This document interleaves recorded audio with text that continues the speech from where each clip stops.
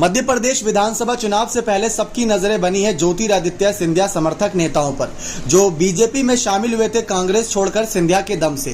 क्योंकि सिंधिया को तो उड्डयन मंत्री पद मिल गया, लेकिन उन नेताओं का क्या हुआ ये हर कोई जानना चाहता है। लेकिन इन सब के बीच चर्चा ये हो रही है कि शिवराज बहुत ही कड़े फैसले ले रहे हैं, ना सिर्फ बीजेपी नेताओं पर बल्कि सिंधिया समर्थक नेताओं पर भी।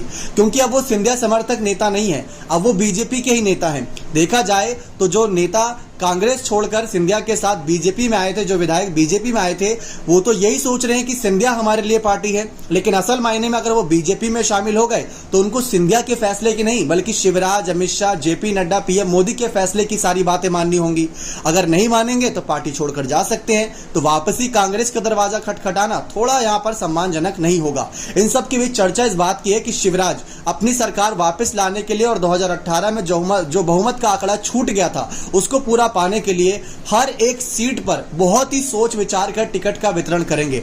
और ऐसे में हो सकता है कि सिंधिया के जो 7 नेता आए थे, 22 नेता, उनमें से कईयों का टिकट कट सकता है और कईयों को अलग जिम्मेदारी मिल सकती है। क्योंकि ऐसा नहीं है कि बीजेपी अगर टिकट काट देती है तो खाली छोड़ देती है, कोई जिम्मेदारी नहीं देती, बल्कि एक्सपीरियंस प्लस युवा का कार्ड खेलती है। यानी जो एक्सपीरियंस नेता है वो युवाओं को तैयार करेंगे ताकि बीजेपी की जो कार्यकर्ताओं की लिस्ट वो बढ़ती जाए। तो बीजेपी की रणनीति साफ नजर आ रही है, यानी कि सिंधिया के समर्थक निराश नहीं होंगे इस फैसले से, बल्कि वो खुशी नजर आएंगे क्योंकि बीजेपी उनको समय रहते कोई ना कोई जिम्मेदारी देगी।